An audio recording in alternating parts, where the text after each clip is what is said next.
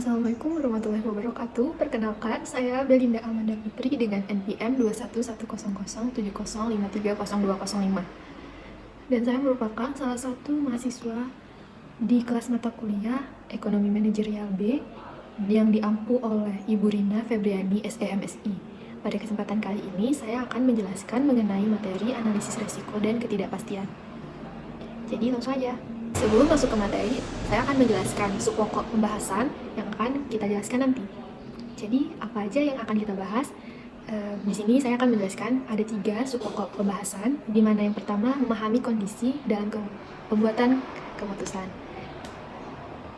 Nah, di sini ada poinnya 2, yaitu penjelasan singkat dari kondisi dalam pembuatan keputusan dan alasan mengapa keputusan itu terbentuk dari adanya 3 kondisi. Lalu, pokok yang kedua, saya akan menjelaskan tentang mengetahui berbagai teknik analisis resiko dalam pembuatan keputusan. Nah, di sini kita akan menjelaskan 3 metode dalam analisis resiko. Lalu ada di poin ketiga, kita akan mengetahui teknik pembuatan keputusan dalam kondisi ketidakpastian dan kepastian. Nah, di sini ada 5 materi tentang teknik-teknik tersebut. Yang pertama ada Maximaks, kriteria Maximin, kriteria Laplace, terus realism, dan yang terakhir ada kriteria regret. Nanti akan kita bahas satu-satu. Baik, selanjutnya kita akan masuk ke pokok pembahasan yang pertama, mengenai memahami kondisi dalam pembuatan keputusan. Di sini saya akan menjelaskan secara singkat. Apa sih yang dimaksud dengan analisis resiko, lalu apa tujuan dari analisis resiko tersebut dalam pembuatan keputusan? Analisis resiko di sini terdiri dari 2 suku kata. Yang pertama analisis dan resiko. Analisis di sini berarti kita menganalisa atau mengasumsikan dengan mempertimbangkan berbagai kemungkinan yang kita ambil untuk suatu keputusan yang kita ambil ke depannya. Nah, akan berpengaruh atau tidak, atau memberikan dampak. Secara umumnya atau harfiahnya begitu. Resiko sendiri di sini seperti yang sudah saya jelaskan di analisis tadi, kita dapat menggabungkan kedua kata tersebut menjadi sebuah pengertian, di mana analisis risiko adalah cara yang digunakan seorang untuk mengetahui bagaimana dalam suatu pengambilan keputusan. Nah, analisis risiko di sini perlu dilakukan oleh seorang pembuat keputusan. Pembuat keputusan itu siapa sih? Jadi, yang dimaksud dengan seorang pembuat keputusan di sini itu diibaratkan seorang manajer pada suatu organisasi atau perusahaan. Nah, karena pembuat keputusan ini sering tidak tahu dengan pasti hasil dari setiap tindakan yang akan diambil di masa mendatang itu akan berdampak baikkah atau jelekkah terhadap perusahaan atau organisasi tersebut. Lalu yang kedua, bagaimana kondisi suatu keputusan bisa dikatakan ketidakpastian? Ketidakpastian di sini itu bisa muncul oleh berbagai sebab, seperti kondisi ekonomi di masa mendatang. Bisa juga mengalami inflasi atau deflasi. Nah, seperti ada juga tingkat persaingan di masa yang akan datang. Baik itu pesaing baru atau pesaing lama di suatu perusahaan. Misal kita memproduksi sebuah produk kita ini tuh terkenal di pasar. Nah, selera pasar ini tuh meningkat dengan produk yang kita hasilkan. Tapi pesaing itu ingin juga menghasilkan produk yang sama dengan kualitas dan harga yang lebih murah. Tentu itu akan menjadi pertimbangan. Baik itu dari iklim pasar, selera pembeli, atau konsumen, dan lain sebagainya. Lalu ada perkembangan teknologi. Perkembangan teknologi di sini yang dimaksud adalah perkembangan dari suatu mesin yang menghasilkan produk tadi. Jika pada saat sebelumnya masih manual, bisa saja si perusahaan tersebut, kalau misalnya dia perusahaan manufaktur, dengan menggunakan mesin-mesin yang sudah efisien gitu untuk mempertimbangkan keefektifannya. Jadi dikuranginya tenaga kerja manusia atau sumber daya manusianya, bisa jadi seperti itu. Lalu ada informasi atau pengetahuan yang tidak sempurna maupun perubahan selera konsumen.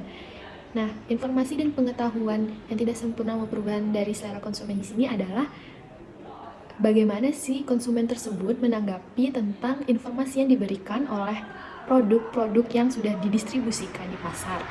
Lalu mereka memilih nih, bagaimana sih ke depannya kalau saat ini tuh banyak sekali produk yang siap jadi.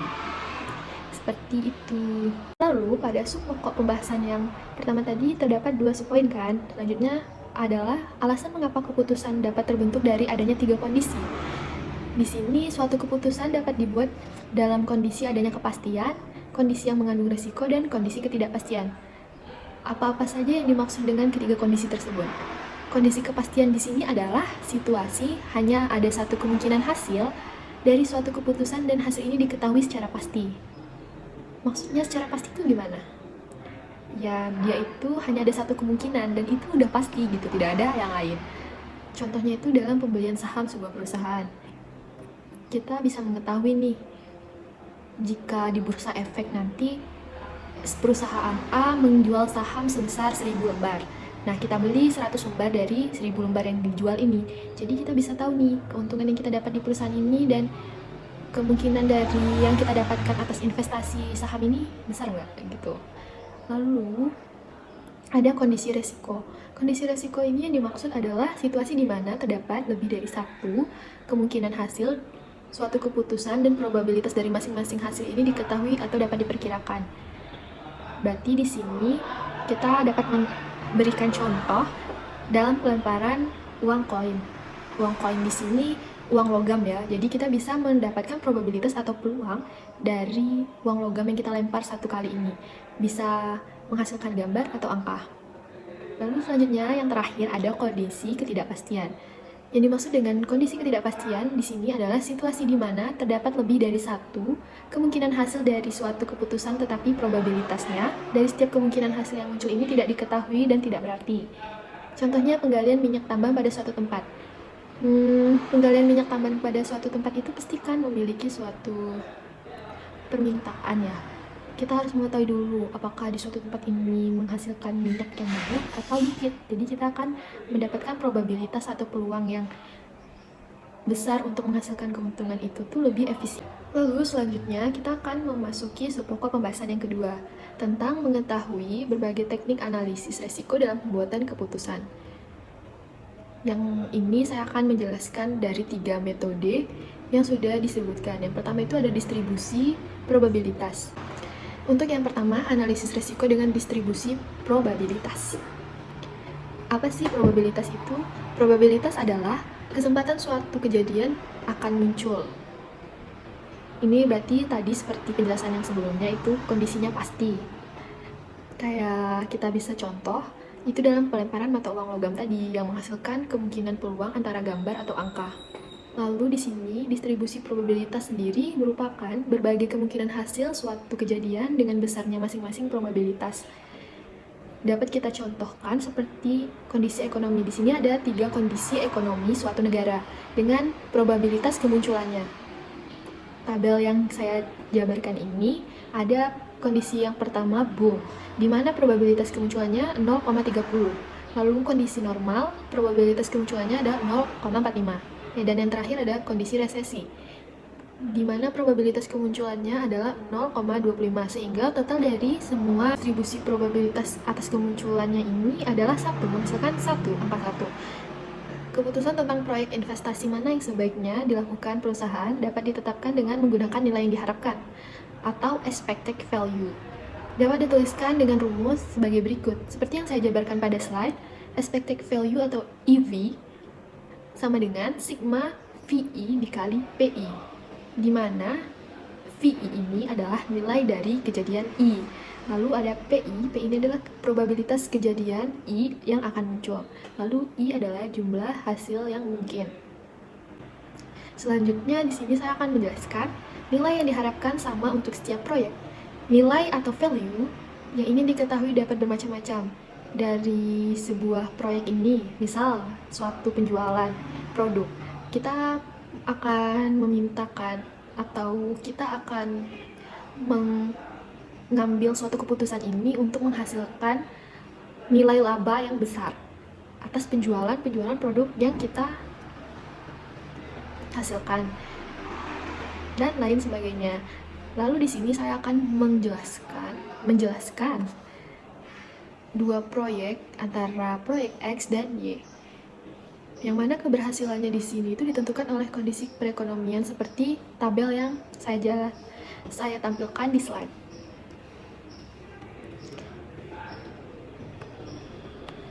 Di sini ada bukan 4. Baik, pada slide yang sudah saya jabarkan terdapat 6 kolom mengenai proyek X dan Y. Di sini tadi kita sudah membahas mengenai distribusi probabilitasnya yang contoh dari kondisi ekonomi, di mana ada kondisi boom, normal, dan resesi. Lalu ada probabilitas atas kemunculannya. Di sini kita akan mengetahui, kita asumsikan hasil dari investasi X dan Y ini untuk keadaan perekonomian boom dengan probabilitas kemunculan 0,30 itu adalah 800 untuk investasi proyek X. Lalu untuk investasi proyek Y kita asumsikan di sini ada 1000. Lalu ada kondisi normal dengan probabilitas kemunculannya 0,45. Kita asumsikan pula hasil investasi proyek X-nya itu 700. Dan untuk proyek Y, kita lakukan hal yang sama dengan proyek X, yaitu 700. Lalu ada kondisi resesi. Resesi di sini probabilitas kemunculannya ada 0,25. Lalu kita asumsikan pula hasil investasi X dan Y-nya masing-masing. Di sini untuk proyek X kita kasih 600 dan yang Y 360. Lalu bagaimana sih cara mencari nilai yang diharapkan untuk proyek X dan nilai yang diharapkan untuk proyek Y? Kembali lagi ke rumus yang sudah saya jelaskan tadi tentang expected value atau nilai yang diharapkan. EV sama dengan sigma VI dikali PI. Jadi di sini hasil investasi X dikali probabilitas kemunculan atau probabilitas kemunculannya dikali dengan hasil investasi X. Nah gitu. Kita contohkan pada kondisi perekonomian boom. Probabilitas kemunculannya itu kan 0,30. Untuk hasil investasi proyek X itu 800. Berarti 800 dikali 0,30. Sehingga nilai yang diharapkan dari proyek X pada kondisi perekonomian boom adalah 240. Dan di sini untuk proyek Y kita lakukan hal yang sama, yaitu hasil investasi Y dikali probabilitas kemunculannya yaitu 0,30 sehingga menghasilkan nilai yang diharapkan untuk proyek Y adalah 300. Begitu juga untuk kedua kondisi, yaitu kondisi normal dan kondisi resesi. Sehingga laba yang diharapkan dari keseluruhan ini untuk proyek Y adalah 705 dan proyek X adalah 705. Lalu bagaimana kalau laba yang diharapkan dari kedua proyek ini berbeda? Misal laba yang diharapkan dari proyek X lebih kecil daripada proyek Y. Tentu hal tersebut akan berdampak pada hasil akhir nilai yang diharapkan. Dan laba yang diharapkan itu mungkin akan mengalami perbedaan. Kalau misalnya dia proyek X lebih kecil daripada proyek Y, berarti kemungkinan nilai yang diharapkan dari kedua proyek ini salah satunya akan mengalami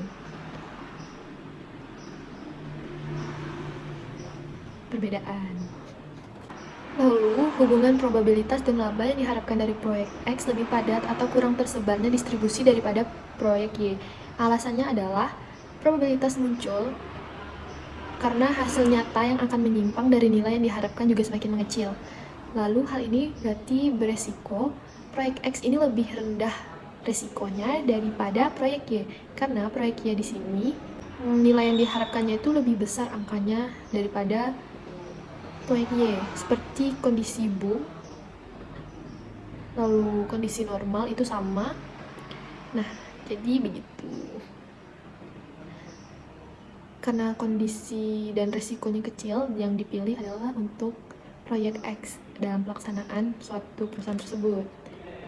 Lalu ada analisis resiko dengan deviasi standar atau ukuran absolut resiko.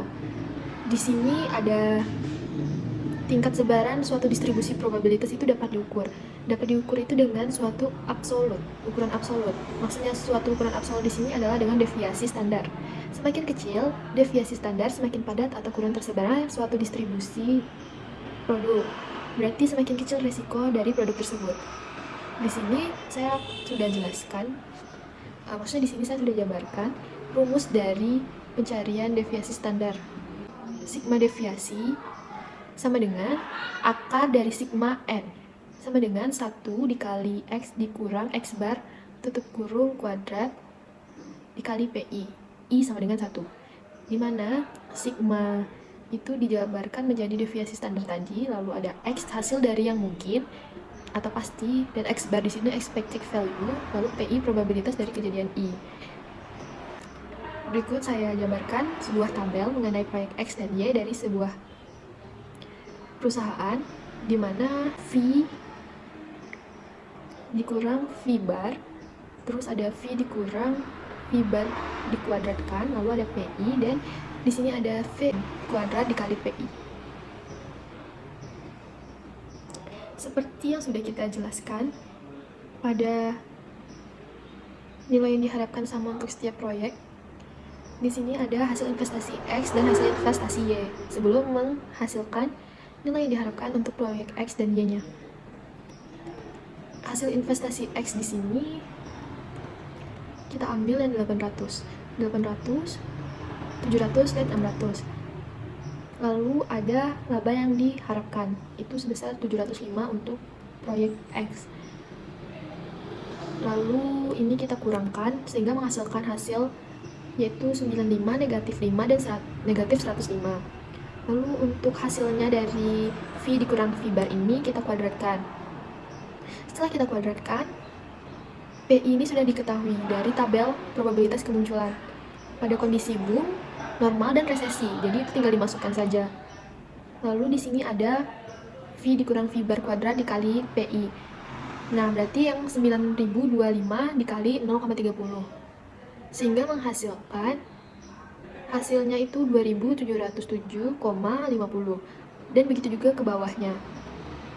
Untuk sigma V dikurang V bar kuadrat dikali PI, totalnya adalah 5475 dari tiga kondisi tersebut. Selanjutnya kita akan membuat dan melakukan hal yang sama pada proyek Y. Pada proyek Y di sini, hasil investasinya itu ada 1.700 dan 360. Lalu laba yang diharapkannya ada 705, jadi tinggal dikurangkan saja, sehingga menghasilkan 295, negatif 5, dan negatif 345. Lalu di sini ada V dikurang V bar kuadrat. Tinggal kita kuadratkan dari hasil sebelumnya. Berarti 295 kuadrat, negatif 5 kuadrat, negatif 345 kuadrat. Tinggal dimasukkan ke tabel. PI tadi sama seperti yang di atas dari probabilitas kemunculan yang sudah dijabarkan pada slide sebelum-sebelumnya. Berarti 0,30, 0,45, 0,25 ini berasal dari tiga kondisi ekonomi, yang mana boom, normal, dan resesi. Lalu selanjutnya ada dikurang V bar kuadrat dikali PI. Tinggal kita kalikan saja 87.025 dikali 0,30 sehingga menghasilkan 26.107,50. Begitu juga sampai ke kondisi yang ketiga. Lalu kita jumlahkan sehingga menghasilkan sigma V dikurang V bar kuadrat dikali PI adalah 55.875. Jadi di sini sigma untuk proyek Y itu kita dapatkan dari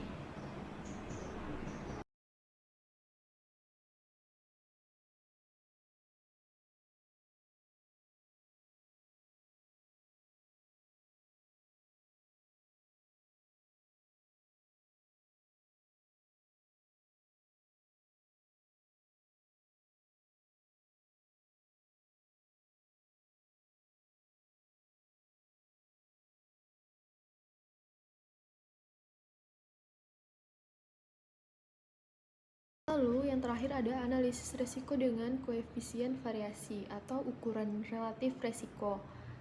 Sebaran relatif itu dapat diukur dengan menggunakan koefisien variasi. Pada dasarnya koefisien ini sama dengan deviasi standar suatu distribusi dibagi dengan besarnya nilai yang diharapkan atau expected value, seperti yang sudah kita jelaskan sebelumnya. Rumusnya di sini adalah V sama dengan sigma per X bar. Berarti V sama dengan sigmanya merupakan deviasi standar, lalu X bar ini adalah expected value-nya. Lalu proyek dengan koefisien variasi tersebar akan menunjukkan resiko terbesar. Seperti contoh dari dua proyek dengan expected value pada deviasi standar sebelumnya, kita bisa membuat di sini dengan mengasumsikan nilai yang diharapkan untuk proyek X dan Y itu 5.000 dan 500. Sehingga menghasilkan deviasi standar sebesar 707,11 dan 500 dengan deviasi standarnya 212,12. Jika dihitung besar koefisien variasi yang mengukur sebaran relatif atau risiko relatif akan diperoleh kesimpulan yang berbeda. proyek X mempunyai semburan relatif yang lebih kecil terhadap rata-ratanya atau mempunyai risiko lebih kecil pada proyek Y. Di sini kita jabarkan pula di sini ada koefisien variasi untuk tambahan tabel yang di atas. Tabel yang di atas tadi kan ada kolom proyek, nilai yang diharapkan, deviasi standar. Lalu di sini kita tambahkan kolom koefisien variasi. Bagaimana cara mencarinya? V sama dengan sigma per X bar. Berarti di sini sigmanya 5000 per X barnya adalah 707,11 sehingga menghasilkan koefisien variasi sebesar 0,14 dan untuk proyek Y 500 dibagi 212,12 sehingga menghasilkan koefisien variasi sebesar 0,42. Dari keduanya kita bisa melihat dan menganalisis dari proyek mana yang memiliki sebaran relatif koefisien variasinya itu tuh lebih kecil akan suatu risiko. Berarti kita ambil adalah yang lebih kecil itu proyek X karena 0,14 dia lebih kecil dibanding proyek Y. Lalu selanjutnya kita akan masuk ke subpokok pembahasan yang ketiga tentang mengetahui teknik pembuatan keputusan dalam kondisi ketidakpastian dan kepastian. Untuk kondisi kepastian di sini sudah dijelaskan dengan materi kelompok sebelum kelompok kami. Jadi kami hanya akan membahas tentang kondisi ketidakpastian saja. Di sini saya akan memberikan penjelasan singkat dari pengertian pengambilan keputusan dalam kondisi tidak pasti. Dia terdapat 3. Yang pertama, hal yang akan diputuskan biasanya relatif belum pernah terjadi. Lalu yang kedua, diketahui hanyalah kemungkinan hasil suatu tindakan tetapi tidak dapat diprediksi beberapa besar probabilitas atau peluang dari setiap hasil tersebut. Yang ketiga, pengambilan keputusan tidak mempunyai pengetahuan atau informasi lengkap mengenai peluang atau probabilitas berbagai kondisi yang akan terjadi. Selanjutnya, di sini ada analisis keputusan dalam ketidakpastian. Pada analisis keputusan dalam ketidakpastian ini terdapat 6 kriteria. Yang pertama, kita akan menjelaskan mengenai kriteria maksimal. Pada kriteria maksimal, pengambilan keputusan dianggap sangat optimis, yaitu dipilihnya hasil-hasil terbesar maksimum dari alternatif-alternatif yang memberikan hasil maksimum dalam berbagai keadaan yang mungkin terjadi. Di sini sudah saya jabarkan sebuah tabel dengan 4 kolom. Untuk kolom pertama ada alternatif investasi, lalu kolom kedua prospek pasar yang cerah, yang ketiga ada prospek pasar sedang, dan yang keempat adalah prospek pasar lesu. Pada alternatif investasi kita membuat 3 kondisi, di mana obligasi, deposito, dan properti. Di sini dijabarkan tentang nilai dari setiap pasar dari prospek pasar cerah, pasar sedang, pasar lesu. Pada investasi obligasi, deposito, dan properti. Lalu bagaimana cara penyelesaiannya? Untuk kriteria maksimal ini, kita dapat membandingkan dari 3 kolom pada satu baris, mana yang paling besar. Karena di sini maksimal itu berarti yang paling besar atau maksimum. Pada kondisi obligasi, di prospek pasar cerah, sedang, dan lesu itu ada 265,15, berarti kita ambil 200.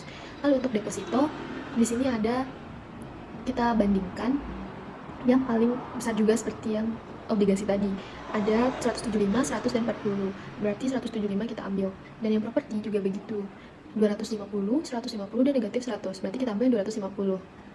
Selanjutnya, kita akan membahas mengenai kriteria maksimin. Pada kriteria maksimin, pengambilan keputusan dianggap pesimis atau konservatif tentang masa depan. Menurut kriteria ini, hasil terkecil untuk setiap alternatif dibandingkan dengan alternatif yang menghasilkan nilai maksimal dari hasil minimal yang dipilih atau memilih alternatif yang minimalnya paling besar. Berdasarkan soal yang tabel di atas tadi, tentang kriteria maksimal dengan 4 kolom, pada prospek pasar cerah, sedang, dan lesu, kita dapat ambil suatu penyelesaian di mana pada kondisi minimum ini alternatif investasi obligasi itu yang paling kecil, berarti terjadi pada prospek pasar lesu, yaitu 15. Untuk deposito itu kita ambil juga, berarti dari prospek pasar lesu sebanyak 40 di deposito, lalu yang properti ada negatif 100. Hanya begitu saja. Selanjutnya kita akan masuk ke kriteria Laplace. Kriteria ini disebut juga kriteria equal likelihood. Menurut kriteria ini, pengambilan keputusan mengasumsikan bahwa probabilitas terjadinya berbagai kondisi adalah sama besarnya. Pada kriteria ini juga, pengambilan keputusan tidak dapat menentukan dan mengetahui probabilitas terjadinya berbagai hasil, sehingga diasumsikan bahwa semua kejadian mempunyai kemungkinan yang sama untuk terjadi. Untuk penyelesaian kriteria Laplace dengan soal yang sama tentang prospek pasar cerah, sedang, dan lesu, ada 3 kejadian. Berarti di sini kita akan membuat probabilitas masing-masing adalah 1:3. Lalu nilai tertimbang dari masing-masing alternatif investasi itu dapat kita selesaikan dengan mencari pada obligasi tadi probabilitasnya 1/3 dikali 200 untuk pasar cerah, lalu ditambah 1/3 pada pasar sedang 65, ditambah 1/3 dari pasar lesu, sehingga menghasilkan nilai sebesar 93,33. Untuk deposito begitu juga, kita masukkan angka-angkanya, 1/3 dikali 175 pada pasar cerah, ditambah 1/3 pada pasar sedang, yaitu 100 dikalikan, lalu ditambah 1/3 dikali 40 pada pasar lesu, sehingga menghasilkan hasil 104,99. Selanjutnya ada kondisi properti. Caranya sama seperti yang sebelumnya, 1/3 dikali 250 pada pasar cerah, 1/3 dikali 150 pada pasar sedang, 1/3 dikali negatif 100 pada pasar lesu, sehingga menghasilkan angka atau nilai tertimbang dari alternatif masing-masing ini 99,99. Selanjutnya ada kriteria realism. Kriteria realisme ini dikenal juga dengan kriteria Hurwitz, kriteria antara maksimal dan maksimin. Ini bisa menghasilkan suatu hasil optimis dan pesimis. Kriteria realisme ini merupakan hasil keputusan dikalikannya dengan koefisien optimis, yaitu A sama dengan 1 adalah sangat optimis, A sama dengan 0 adalah sangat pesimis. Untuk ukuran realism atau UR di sini adalah hasil maksimal dikali A ditambah hasil minimal dikali 1 dikurang A. Selanjutnya ada penyelesaian kriteria realism. Jenis investasi manakah yang harus dipilih jika menggunakan kriteria realisme dengan koefisien optimis? A sama dengan 0,7. Di sini ada 3 kegiatan investasi dengan maksimal dan maksimum. Maksimal atau maksimumnya itu dan minimumnya itu sudah ditetapkan. Diambil dari pasar cerah dan pasar lesu. Jadi kita tinggal mencari saja untuk UR obligasi. Diketahui A-nya 0,7, maka 1 dikurang A sama dengan 1 dikurang 0,7, berarti 0,3. Kita masukkan saja angkanya untuk yang maksimal. UR tadi kan rumusnya adalah hasil maksimal dikali A ditambah hasil minimal dikali 1 kurang A. Berarti kita tinggal masukkan saja 200 dikali 0,7 ditambah 15 dikali 0,3 sama dengan 144,5. Untuk yang UR deposito, 175 dikali 0,7 ditambah 40 kali 0,3 adalah 134,5. Selanjutnya ada UR property. 250 dikali 0,7 ditambah negatif 100 dikali 0,3 sehingga menghasilkan 145. Yang terakhir ada kriteria regret. Kriteria regret merupakan perbedaan antara hasil keputusan yang terbaik dengan hasil keputusan yang lain. Menurut kriteria ini, pengambilan keputusan yang akan mengalami suatu kerugian apabila suatu kejadian terjadi menyebabkan alternatif yang dipilih ini kurang dari pi of maksimum. Untuk menyelesaikan kasus dengan menggunakan kriteria regret dapat digunakan pedoman sebagai berikut. Pertama, kita harus menentukan nilai regret atau opportunity loss dengan cara mengurangi nilai pi of maksimal kolom dengan pi of lainnya. Lalu yang kedua ada menentukan nilai regret maksimal baris. Yang ketiga menentukan nilai minimal sebagai alternatif pengambilan keputusan. Di sini ada sebuah tabel atas penyelesaian kriteria regret. Mari kita bahas. Sudah dijabarkan pada slide ada 3 alternatif investasi, yaitu obligasi, deposito, dan properti. Seperti sebelumnya, di sini kita sudah mengetahui tentang prospek pasar cerah, sedang, dan lesu. Untuk menyelesaikan kasus menggunakan kriteria regret ini tadi kan ada 3 pedoman. Kita harus mengikuti dari ketiga pedoman ini step by stepnya atau langkah demi langkahnya. Pada prospek pasar cerah di sini kita ketahui bahwa nilai untuk ketiga alternatif investasi itu tuh yang paling besar adalah 250. Atau pi of maksimalnya sudah kita ketahui. Selanjutnya kita akan mengurangi tentang nilai pi of maksimal dengan nilai tertimbangnya ya, menguranginya dengan prospek pasar cerah pada baris obligasi. Berarti di sini ada 250 dikurang 200, 250 dikurang 175, 250 dikurang 250. Untuk prospek pasar sedang, pi of maksimumnya atau maksimalnya itu ada 150, berarti 150 dikurang dengan 65, 150 dikurang 100, 150 dikurang 150. Untuk prospek pasar lesu juga begitu, 40 nilai tertingginya pada kolom deposito, berarti ada 40 dikurang 15, 40 dikurang 40, 40 dikurang dalam kurung negatif 100 sehingga menjadi positif 100. Jadi di sini 140 hasilnya. Dari semua hasil yang sudah kita kurangkan, kita menentukan nilai regret maksimal baris. Pada baris obligasi dari 3 prospek pasar antara cerah, sedang, dan lesu, yang paling tinggi atau maksimalnya itu adalah 85 pada prospek pasar sedang. Lalu baris deposito ada 75, 50, dan 0. Berarti kita ambil yang paling tinggi adalah 75 dari prospek pasar cerah. Lalu selanjutnya ada properti. Pada properti ini 250 dikurang 250 tadi 0. Untuk prospek pasar cerahnya, prospek pasar sedang juga sama 0. Berarti prospek pasar lesu yang kita ambil, sehingga menghasilkan 140.